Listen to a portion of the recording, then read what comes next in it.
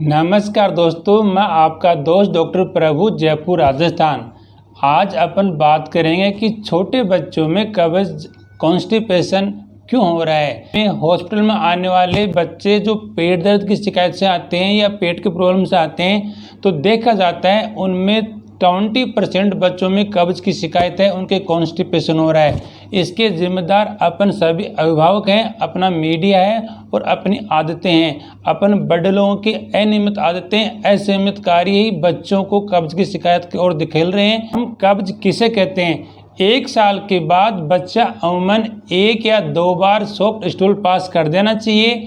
अगर उसका पहले से पैटर्न बदल गया है और अब ये लेटरिन स्टूल पास करते टाइम इसको दर्द हो रहा है, जो स्टूल आ रहा है वो सूख गया है, मिंगनी टाइप का गोल गोल गांठें हो गई हैं, बच्चे को स्टूल पास करने में बहुत जोर लगाना पड़ रहा है, उसके जोर लगाते लगाते पसीना आ रहा है, उसके पेट में दर्द हो रहा है, वो अकड़ रहा है और कई बार उसके लेटरिन के अंदर खून आ रहा है, तो ये कब्ज की शिकायत हो सकती है। बच्चे कई बार 3 दिन, 4 दिन और 6-6 दिन तक लेटरिन नहीं जाते हैं तो इनके अंदर मल बन जाता है और इनको लेटरिन करने में बहुत जोर आता है। कुछ बच्चे तो लेटरिन करने के नाम से डरते हैं, वो रोते हैं और खड़े खड़े लेटरिन करते हैं। मम्मियाँ कहती हैं कि बच्चा गटर की तरफ जाना नहीं चाहता है, गटर में जाने के लिए बच्चा ज़ोर से रोता है और वो कहता है कि गटर के अंदर उसे हाबू काट रहा है, कोई काट रहा है। ये उसका स्टूल है, वो लेटरिन है जो उसके पेट में सूख जाता है।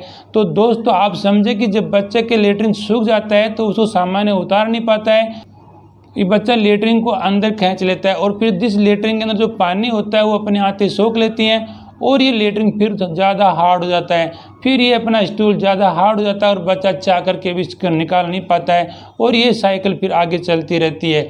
अगर आपके बच्चे में ये बदलाव आ रहे हैं तो ये कॉन्स्टिपेशन है, ये कब्जियत है, आप इसे समझें।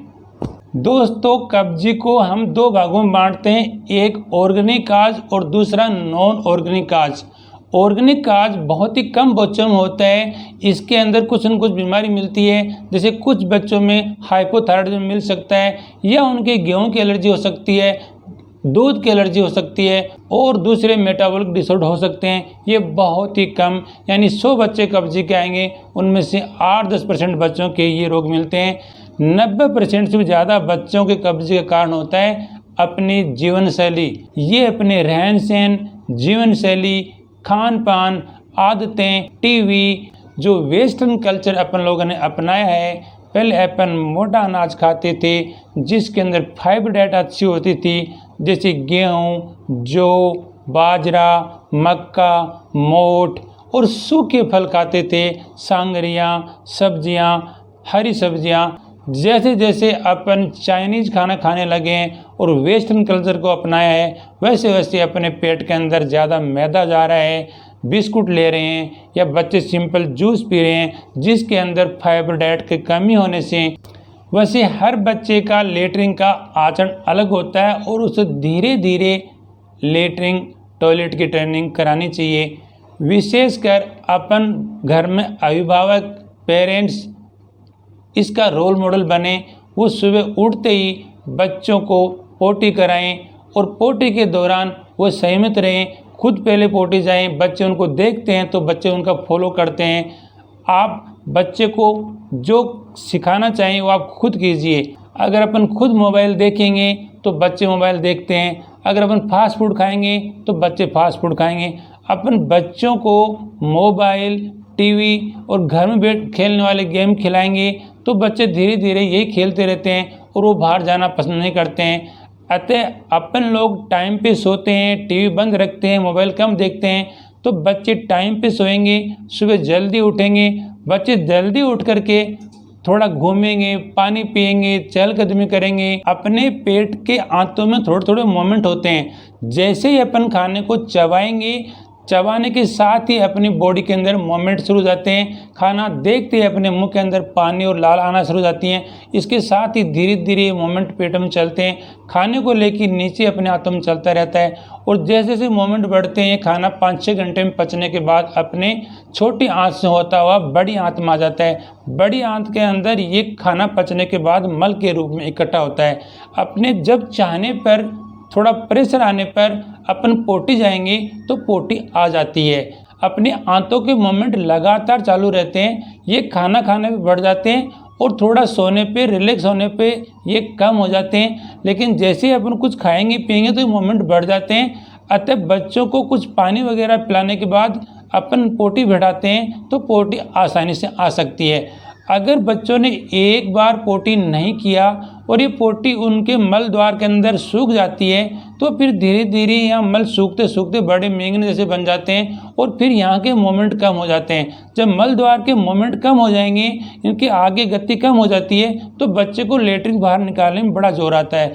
दूसरा, वहाँ पे इसकी आंतें फूल जाती हैं और ये मेंगने जम के ड्राई हो करके बड़ी पोटी बन जाती है, जो छोटे द्वार से बाहर निकालना बड़ा मुश्किल होता है। और कई बार तो सूखा हार्ड स्टूल आने से बच्चों की पोटी का रास्ता कट भी जाता है और कई बार उनकी आंतें ही बाहर आ जाती हैं।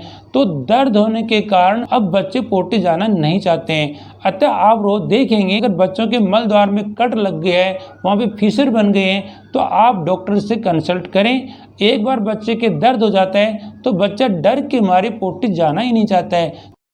कब्ज से बचने का सबसे सिंपल तरीका है कि आप बच्चों को संतुलित आहार दें जिसके अंदर फाइबर अच्छे हों।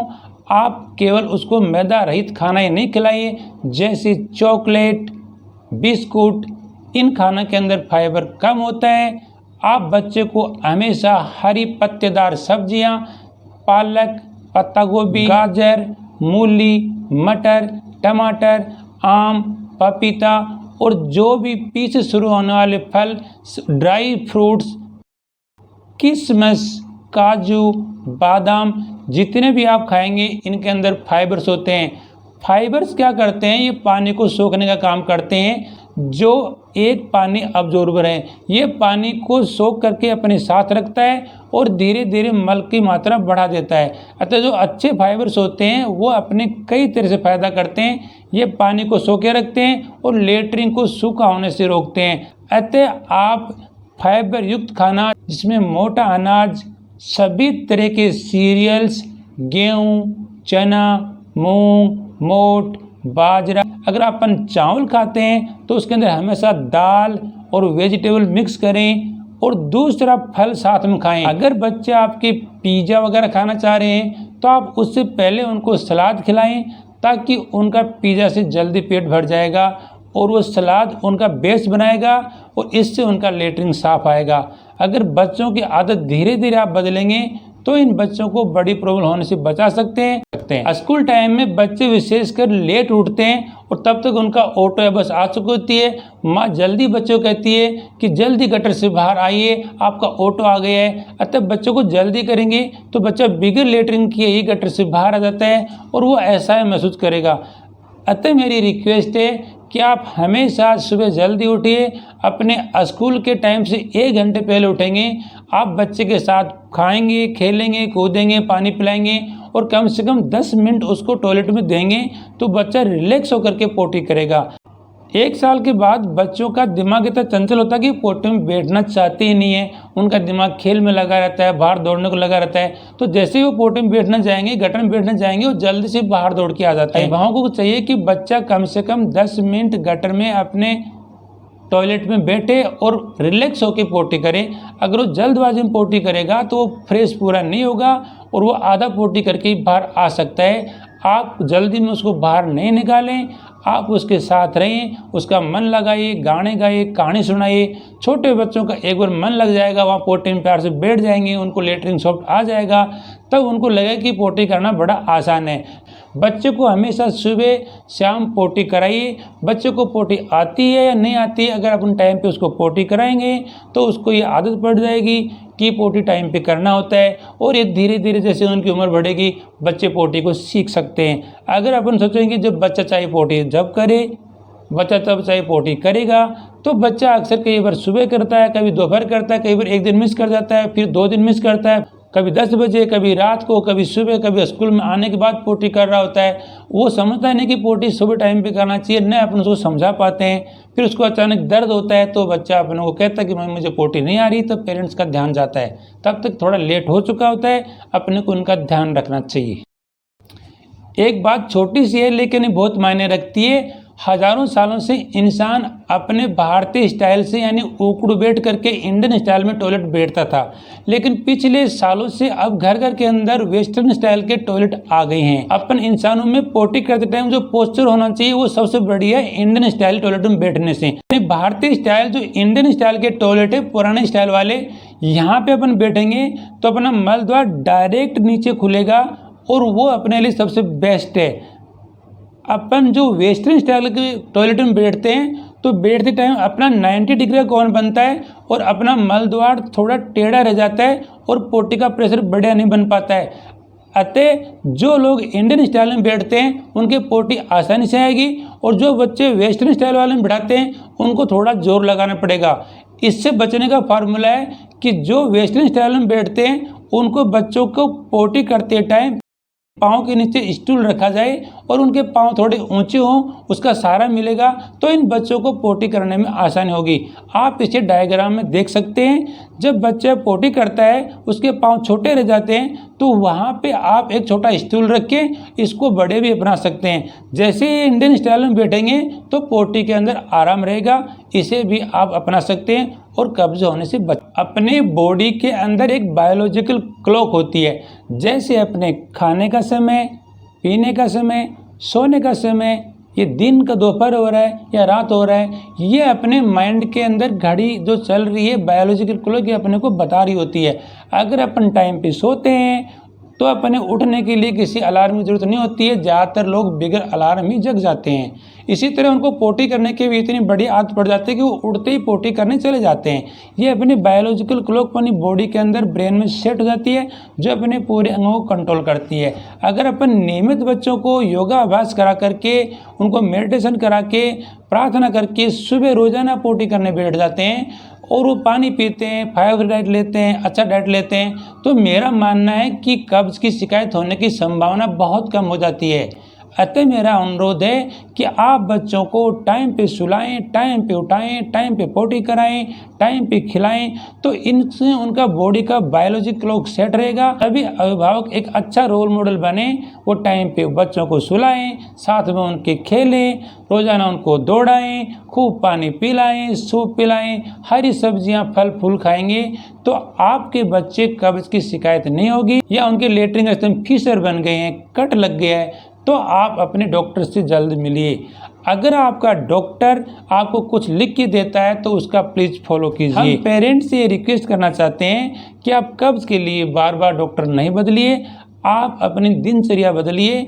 डॉक्टरों की दवाई लेने के बाद आप एक टाइम टेबल बना लें, एक कॉपी किताब ले करके उस फिक्स टाइम पे बच्चे को लेटरिन कराएं।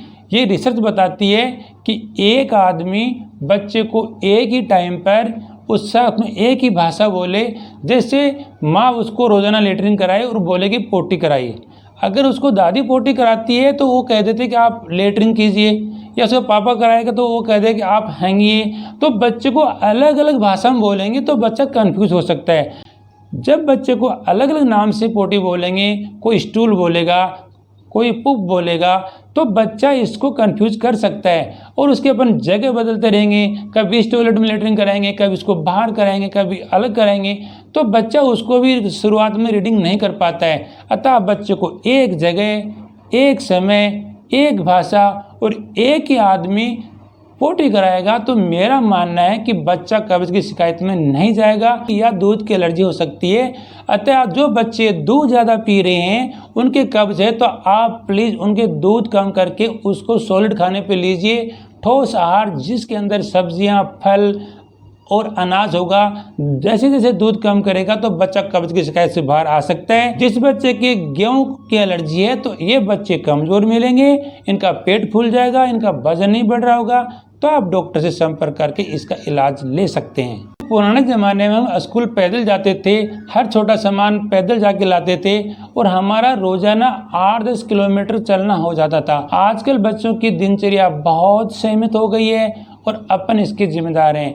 अतः अभिभावक समझेंगे कि बच्चों की कब्ज का कारण अपन लोग हैं तो उन बच्चों को प्यार से रोज़ सुबह टहलाएंगे, शाम को दौड़ाएंगे, खेल खिलाएंगे, आउटडोर गेम खिलाएंगे इंडोर गेम्स हैं जैसे मोबाइल, टीवी से अपन बच्चों को धीरे धीरे दूर रखेंगे।